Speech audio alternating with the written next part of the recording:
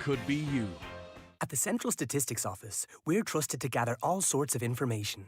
So, we count exports, imports, airports and seaports. We count schools, pools and how many O'Tools? We count emissions, permissions and social conditions. We count beds, sheds and newlyweds. We count families, growing trees and diversity. Because this data informs important decisions on everything from economic activity to housing policy to what to call a new baby. And we can't do it without you. CSO. Count on us. We count on you. Hi, Paddy here at Shane Conley Cars in Donegal Town. Are you looking to upgrade your car? With Shane Conley Cars, you'll find makes and models for every budget. Great finance options, and we also accept trade-ins. Check out shaneconleycars.com or call in to us at Shane Conley Cars from Lonaher Road, Donegal Town. Fly EasyJet from City of Derry Airport to Edinburgh, Liverpool, or now from the 1st of September, Birmingham. Book now at easyjet.com. Get out there. Highland Sports is brought to you by Michael Murphy Sports and Leisure. Now stocking a full range of Donegal jerseys and leisurewear at michaelmurphysports.ie. Welcome back as we begin our preview of this year's Wilton Donegal International Rally. Delighted to say that I'm joined in studio by some esteemed company this afternoon. We have Rory Kennedy, of course, a string of titles and honours down through the years in the Donegal International Rally. Also Damien Gallagher, former winner back 2017. The time is flying, along with Mac Walsh and David Kelly, who last year, third podium finish, along with Dean O'Sullivan in the Volkswagen Polo. Gentlemen, welcome along as we look forward to yet another year. Where has the time gone? Rory, perhaps I'll start with you. Well, first of all, you're not involved in the usual capacity as being alongside Gary Jennings, but you are going to be involved nevertheless. You'll be keeping an eye on things today in Rally Poland, where we have John Armstrong and Shane Byrne.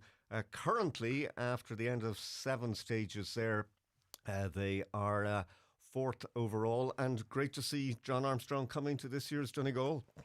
Yes, Chris, as you say, I'm not involved in as a competitor in that capacity this year, unfortunately, due to the bad accident that Gary and Brian Hoy had back in the Cavan Rally back maybe 3 or 4 weeks ago.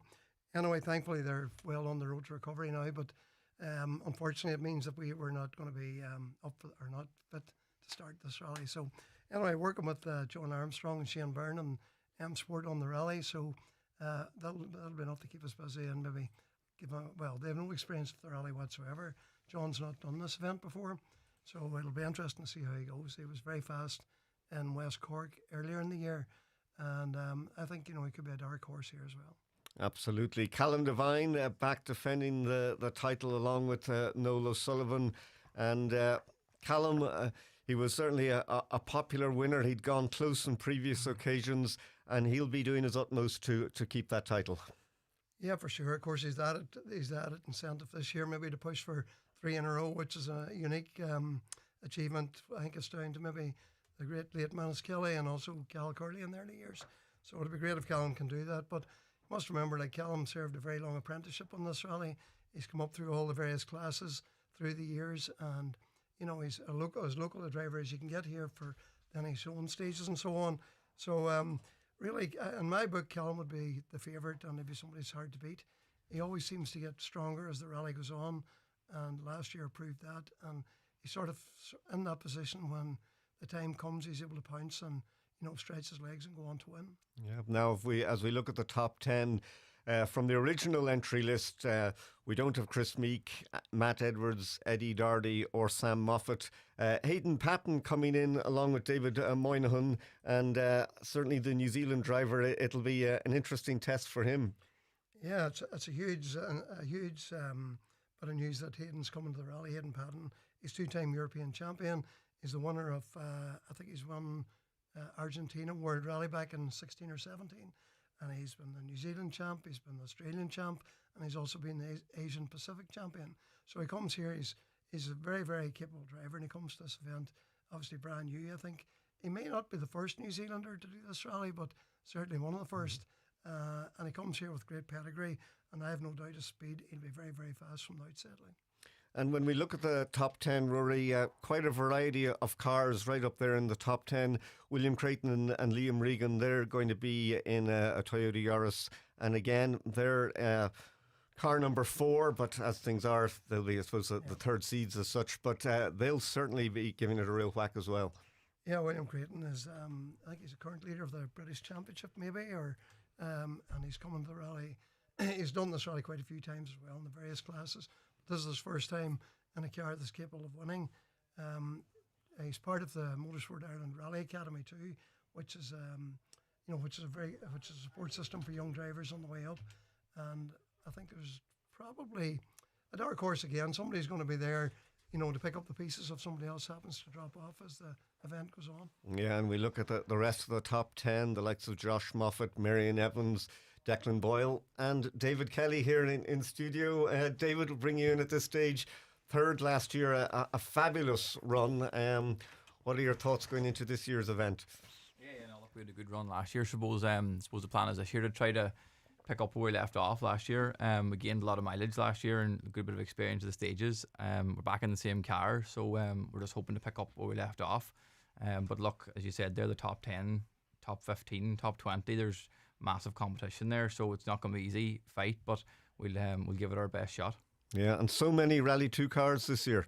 Yeah, a lot of Rally 2 cars and a lot of guys there with a lot of experience, and it's good to see a couple of new guys there like John Armstrong and Hayden and William and them guys coming too that haven't been here maybe recently or before, so it'll definitely make it interesting. But we don't have to look at the stages today, and the stages are in great condition, so it'll be a mighty weekend. So tell us about your year so far. Third in the Circuit of Ireland, fourth in West Cork, and the Eakin Brothers Brian James Trailers Stages Rally, a third in that as well. So going well along with Arthur Kieran's. Yeah, no, going good. We were fairly comfortable with the car, and we found ourselves a good setup. So we're definitely in good preparation now for the event. So we're looking forward to getting going. Damien, bringing you in. Doesn't seem that long ago, but 2017 when you came out top in the National Rally. And just looking at this year's entry list, and I suppose one thing maybe to bring up with you, a man you know well, Kevin Eves, along with Chris Melly, has changed his car this year. He's in the Ford Fiesta, and it's interesting to see. He did well, of course, in Cavan recently. So a step up there, and no doubt Donegal hasn't been the kindest of rallies to him. No, Kevin has actually moved over to the dark side. He's got away from the modified section. But to be fair to him, Donegal has been very unlucky for him over the years. But look, luck has to change sometime. I would like it to change this year for him, simply because he's moving onwards. Real strong event in Cavan, as you say. He's found a real good setup here at the minute, and seems to be, his pace is all. As a driver, I believe he can adapt to anything. He's that good. But he just needs luck to be on his side, and he got a good event in Cavan here. For my belief is this could be his year in Donegal to put a good performance on, and you never know, he might sneak into the back of the podium here somewhere if something went wrong up front. You never know. Yeah, there'll be plenty of eyes on the Pedigo man. And Damien, just looking at the two-wheel drive category, as always, Kevin Gallagher and Ryan Moore up there. The Darien is probably the one to beat once again. It is really. I mean, he's going to be hard to beat. He missed his chance of 3 in a row last year, unfortunately, but. And saying that, anything can happen. Nobody wants to wish bad luck on him, but it can happen, in fairness. And after that, then there's a lot of boys on there that, in my view, have a real good whack at it. Connor Harvey, for example, put a real strong event on last year. Coming this year, similar car again, and pretty much the same outlay of stages. That's going to give him a good advantage. Mark Alcorn had a real good year last year up until his international. Unfortunately, wrong for him. Don't know if he might be there on Friday or not, but I would say come Saturday and Sunday, he'll be coming strong. You have previous runners again, like Gary McPhillips, but David Bogle there too. David hadn't a great international his last number of years here, but again, coming good this year again. I think upgrades to the car again. So, top 5, top 10 there, there's definitely a winner in the middle of that somewhere, Yeah, and Rory, 50 years of the escorts flying around Donegal, they're still very much to the fore. Oh, very much so. And Damien's a great protagonist of the Escort down through the years. In fact, it's probably the most popular car that's ever been used in the Donegal Rally for many, many years. And even last night, I had a great pleasure of being involved with Vincent Bonner and Seamus McGettigan on a podcast last night. And they were our heroes, if you like, for Damien, myself, and even David here, back in the day when they won the rally in the Escort BDA, and it's something we all came up in, and it's great to see that they're still very competitive right up until today. And away from the international and the two-wheel drive, Rory, as always, various classes there, and no matter what class you're in, there'll be intense competition and rivalry, and for quite a lot of the drivers, the whole year just boils down to these 3 days. Yeah, this is a big one for everybody, really. The first half of the year, for most drivers, is a build up to Donegal, and there's whatever 200 and whatever odd entries on the rally, and every single one of them, obviously we're talking about the top 10, 20, 30 cars there, but there's 160 in the main field, and every single one of them pay the same entry fee, do the same stages, and put in the same effort. So it's important to recognise all that as well. The historics, some very good cars there, some very good drivers, and then not to forget, of course, the juniors who are the backbone of the rally, really, and I suppose the future stars that we have to watch out for too. Yeah, and interesting to note the junior category, some years there wasn't that many involved, but I suppose it shows the growing popularity that there's a big entry list there this year, and the competition, that's probably as hard as any to call. It's very difficult to call there, and all them young boys there have been fighting each other year in, year out, and every rally this year, so it's very difficult to call. I wouldn't have a notion which one to call, to be honest with you, but there's some very good ones there. And don't forget, we also have the J1000s who aren't competing on this particular rally, but we have, I think, maybe 10 J1000s drivers in Donegal, and again, all people to watch out for in the future. Well, David, in terms of the stages this year, as always, a little bit of tweaking here and there. What's your sort of overall feeling about what they've done? Yeah, no, look, a couple of changes there. Atlantic Drive run backwards, and a couple of changes there on the Friday stages as well. But overall, it's the good traditional stages and nothing major changes. But all the stages, as I said, are in great condition there. But look, the Motor Club laid on 3 great days rallying, so it's not going to be easy. And Rory, last year in a show, great to see it back. It was a bit of a washout, to say the least. But proved to be very popular, moving it down there again, and no doubt, well, let's hope that the weather is better this time around and the crowds will be out in big numbers, because they really are great stages. Yeah, and Ashmore has a huge amount to offer in terms of stages, Chris, and Malin was one, but the introduction of the Mamore Gap stage last year was a real favourite as well, and of course the Cool Cross stage. But beautiful part of the world, and it's the rally's very welcome there. The people of Ashmore are all mad for it, and there's great help from the locals, and it's great to have the rally to move around to various places. I think maybe 2 years ago we went to Donegal Town on the Friday, so it shared out the Donegal rallies for everybody, really. So it's great to share it out with different regions, and of course there's lots of drivers and lots of fans who have interest in them areas. So it's good to have the rally in these places, year in and year out. And Damien, the first task is to get through day one. Then the Saturday, that's the day of a bit of movement often. And when we look at the entry list again, so many of the people there, the regulars who just keep coming back year after year. We've mentioned already the likes of David Bogie, sort of pretty much an ever-present part of the calendar. But just tell us, that Saturday, it's so grueling and demanding, just physically and mentally on the body with so many stages. It is indeed, yeah. Friday would be, most drivers are bad on their Friday.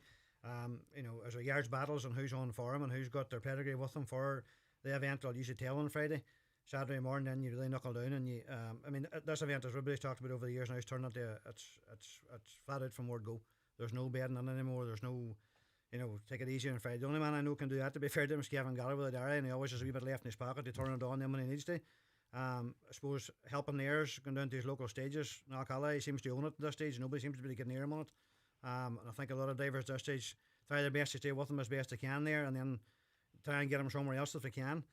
But yeah, look, it's tough on the body, tough on the mind, especially when they're at that pace. I mean, rallying at this stage now, even for the modified boys right down through the whole field, I suppose, now to the front wheel drive men, the whole lot, it's almost semi-professional to them in a way, the way the crew works with one another at this stage. Navigators is vital in a car now. There's very few drivers that's taking a chance on diving blind now, especially anybody at the sharp end of it.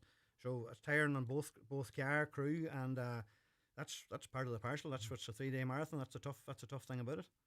And David, bringing you in again, the final day on the Sunday, concentration is absolutely key in this. And when you're getting tired, just is it a case at the start of every stage trying to just reset the whole head to be ready for it? Yeah, definitely. Come Sunday, look, everyone will be tired. The navigator, and as Damien said, like, it's the whole team. It's a team effort, like, and service crew, everybody, like, he's tired, like. But I suppose it's just a matter of taking it stage by stage, resetting for every stage. And if you are getting tired, it's just a matter of resetting and trying to get through every stage one by one. But definitely this year, like, with the pace that kind of we're foreseeing and throughout the whole event, the whole way back through the leaderboard, like, it's going to be who's there on Sunday evening, really. Like, that's what's kind of key in Donegal.